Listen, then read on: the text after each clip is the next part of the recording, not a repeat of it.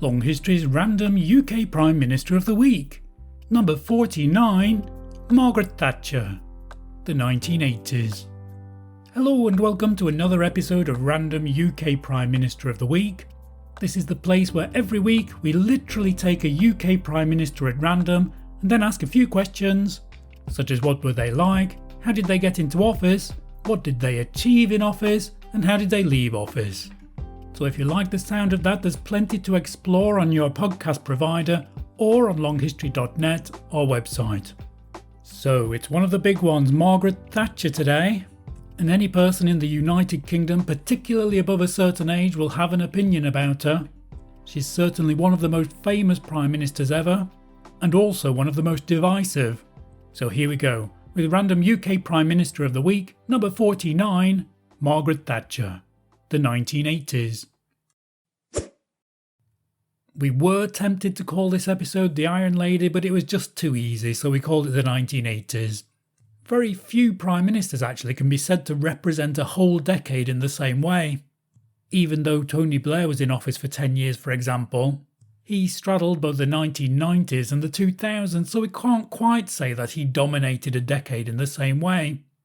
Many superlatives are used about Margaret Thatcher, but be careful because the word superlative can work both ways.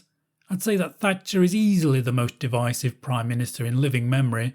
Are we overstating it when we say she's loved and hated? Of course, we know that she was the first female Prime Minister of the UK, but she was also the longest serving female Prime Minister so far. She was the longest serving Prime Minister of the 20th century, and actually was the longest serving Prime Minister over a single period since the Earl of Liverpool, who left the job in 1827. A couple more details: she was the only Prime Minister who was trained to be a scientist. And a small but interesting detail, she's the only Prime Minister from Lincolnshire, which, as we'll discuss later, is a remarkably unflashy town, absolutely perfect for a Prime Minister's origin story actually. Before we get going altogether, one thing I wanted to say is that a large part of the audience of Random UK Prime Minister of the Week is from the US. Welcome all. Now you are presumably Anglophiles in some way, so perhaps you know this already. But I'm not sure if over in the States it's widely known just how hated Margaret Thatcher is and has been in the UK. And also how revered she was and still is. So among the questions I wanted to ask in this episode, one of them was just why are opinions about her so divided? What did she do that was so great and so terrible?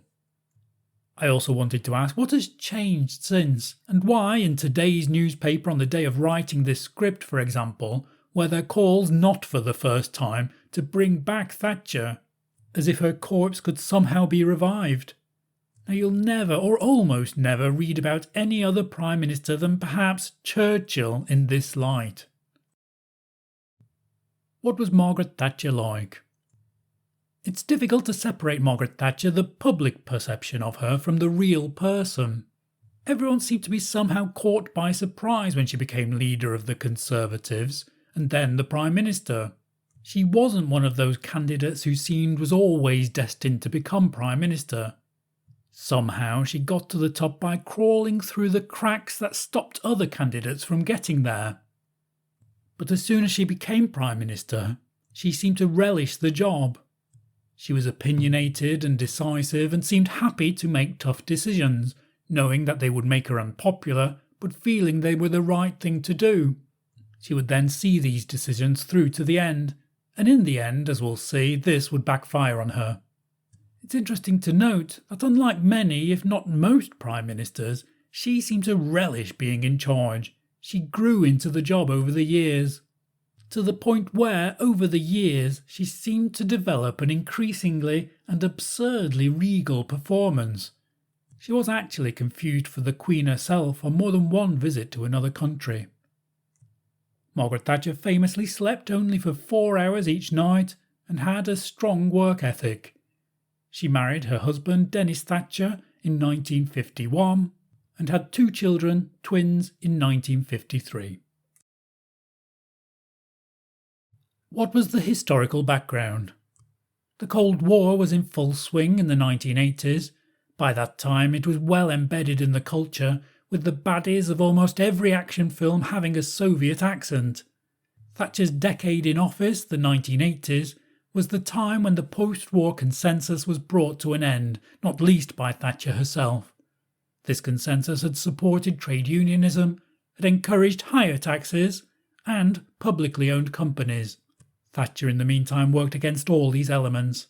Her time in office led to a rise in individualism and in capitalism during the 1980s, reaching its apotheosis when the Berlin Wall fell in 1989 and the Soviet Union collapsed.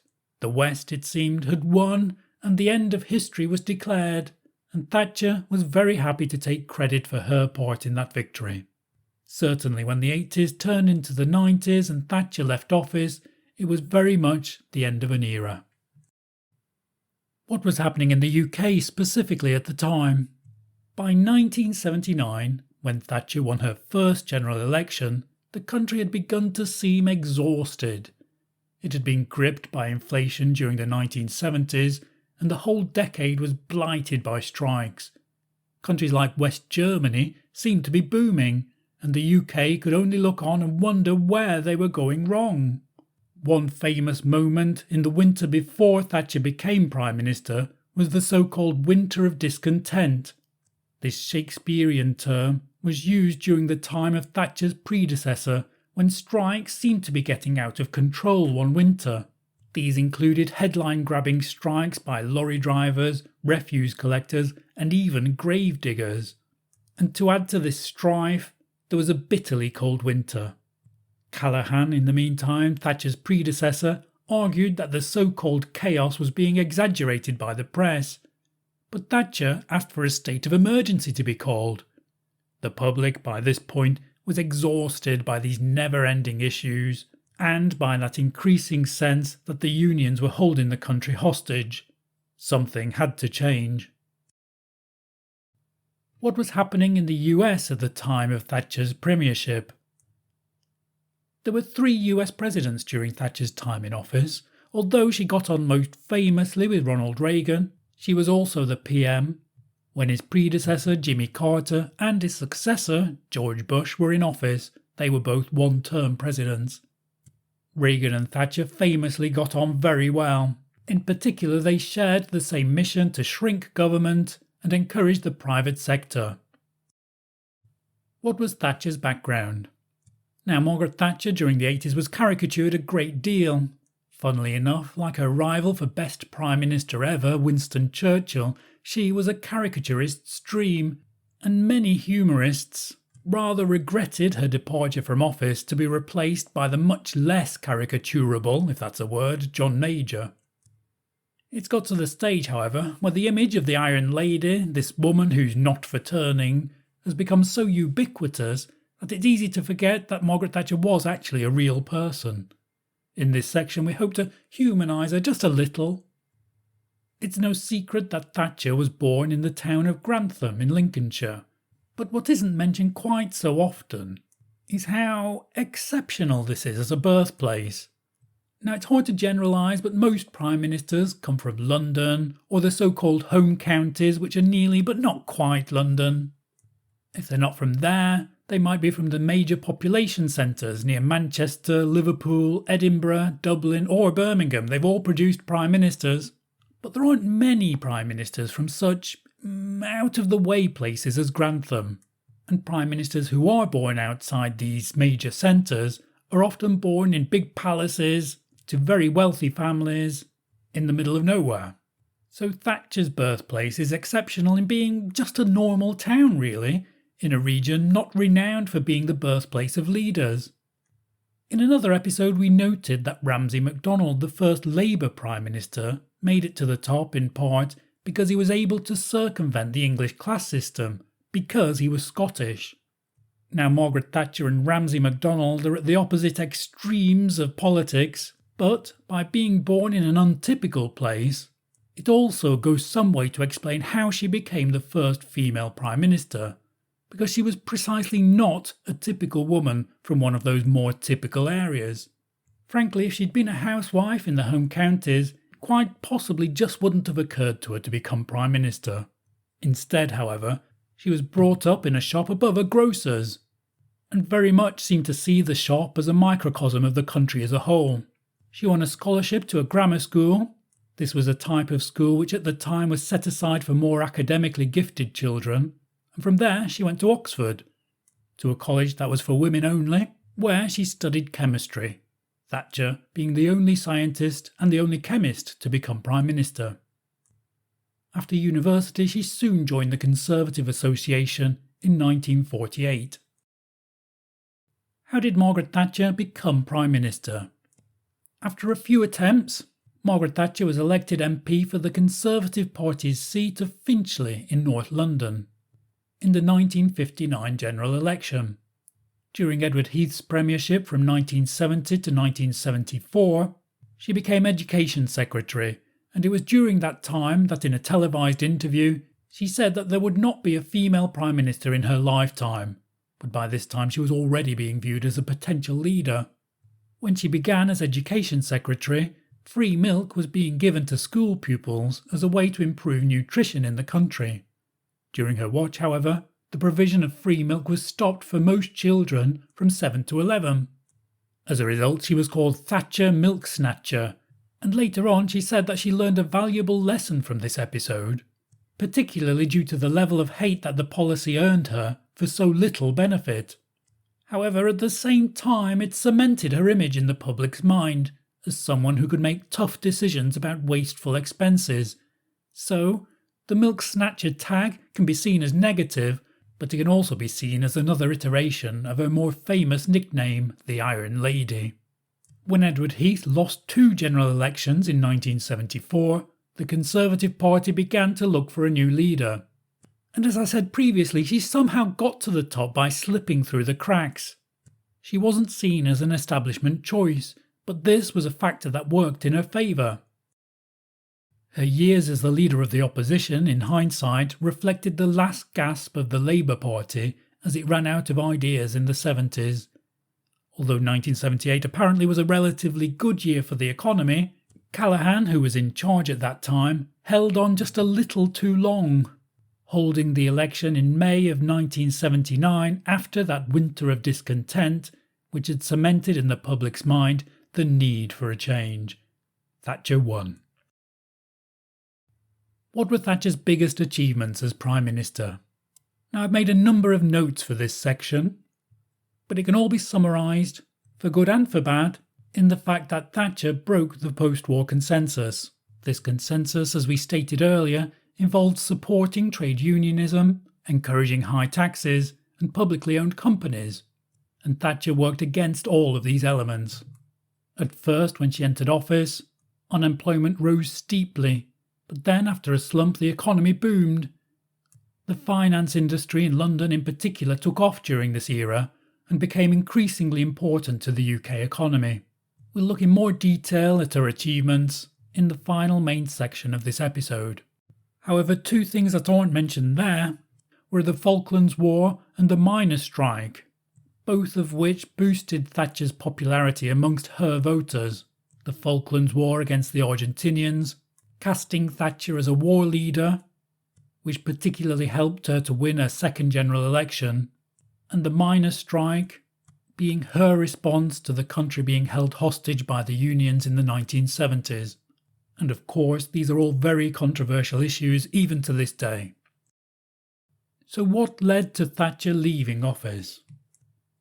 She'd spent years ridding herself of men who disagreed with her, particularly those who argued that her policies were too hardline.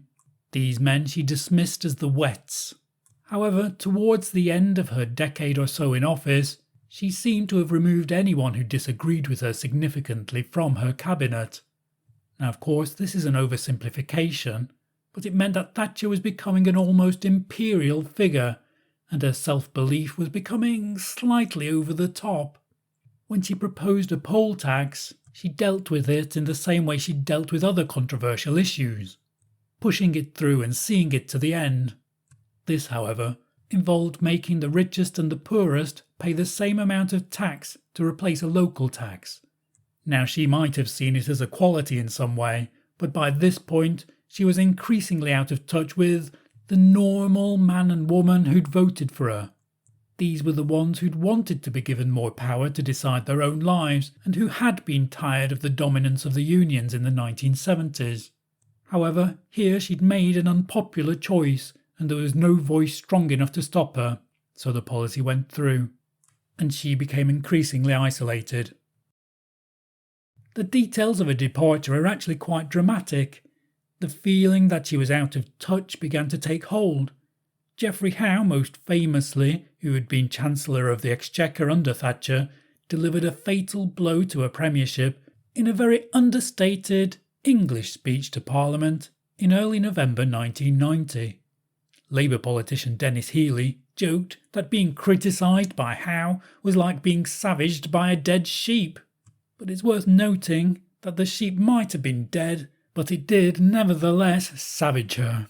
At the time it seemed like the Conservative Party itself couldn't believe what it was doing to one of its most successful and popular leaders ever.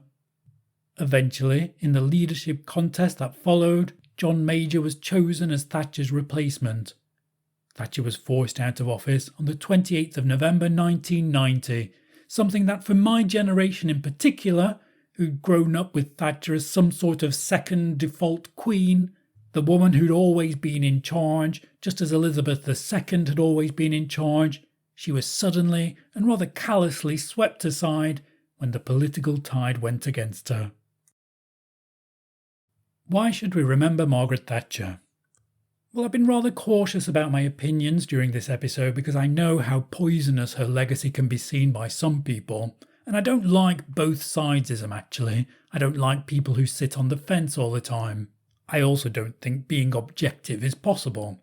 To be honest, however, the problem I have with Thatcher is that I don't know what I think about her ultimately, and this is because I was a child of the 1980s and I very much followed the vicious satire of the time, and I at least thought I knew all the reasons why people hated her, but I never understood why people voted for her. There was a bit of cognitive dissonance there, and that played out in my family itself. I had both Thatcher supporters and Thatcher, haters in my family, although hate is a strong word. I'll bend the truth just for the sake of anecdote. In the end, two of my relatives in particular just wouldn't talk about politics because they disagreed with each other so much. Of course, they would joke with each other, they were both nice people, but for diplomacy's sake, politics would be left to one side. So that bit of waffle means that I know people who hated Thatcher because she sold off the country's assets, because she encouraged that portrayal of unions as the enemy, because she destroyed working class communities. She was involved in the closure of proud industries, coming up with no plan as to what would replace them. Eventually they'd be replaced by retail parks, call centres, or nothing. She sold the country's assets so that businessmen could make profits from necessities such as water and electricity. She promised that private investment would solve many problems in these industries, and although at the time it did seem to work, it's increasingly looking like these businessmen made a load of money, but the industries didn't particularly improve. On the other hand, I know people who very much approved of Thatcher. They liked the fact that she smashed that exhausted post-war consensus that the government could solve society's problems, particularly with businesses owned by the state. She gave private enterprise the chance to revitalise areas of the economy that had been moribund for decades.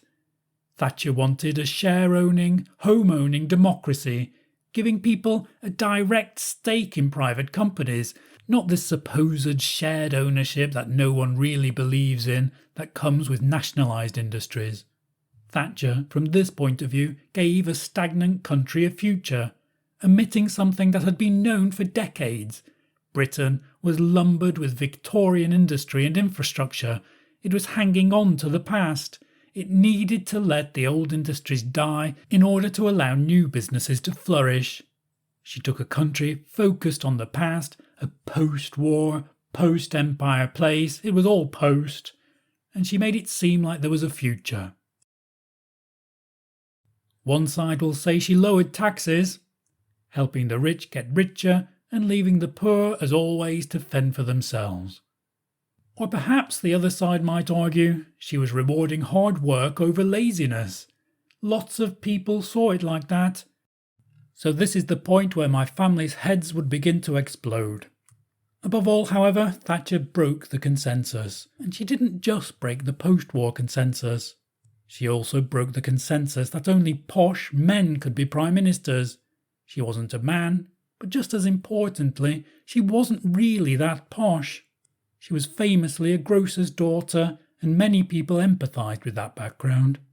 And in that sense, her idea of turning ordinary people into homeowners and share owners slotted into the ambitions of many people in a way that the socialist dream didn't. And when the newspapers cry out that they want Thatcher back, it's her particular type of no-nonsense politics they want. One consensus she broke was the dominance of the unions, yes, but she also broke the consensus that only the upper class should be in charge. Thatcherism ultimately was raw politics that directly made some people richer and others a lot poorer. Margaret Thatcher, unlike many prime ministers, made no attempt to sit on the fence. She was a doer, and it was the things that she did, ultimately, that made her both loved and hated. Thank you for listening to this episode of Random UK Prime Minister of the Week. I hope that was of interest. I know lots has already been said about Margaret Thatcher. So as always, just see this as a starting point so you can begin your research into one of the UK's most important Prime Ministers. And when you're feeling apathetic about politics, just remember how heated Thatcher made it. This was Random UK Prime Minister of the Week, number 49, Margaret Thatcher, the 1980s. Goodbye.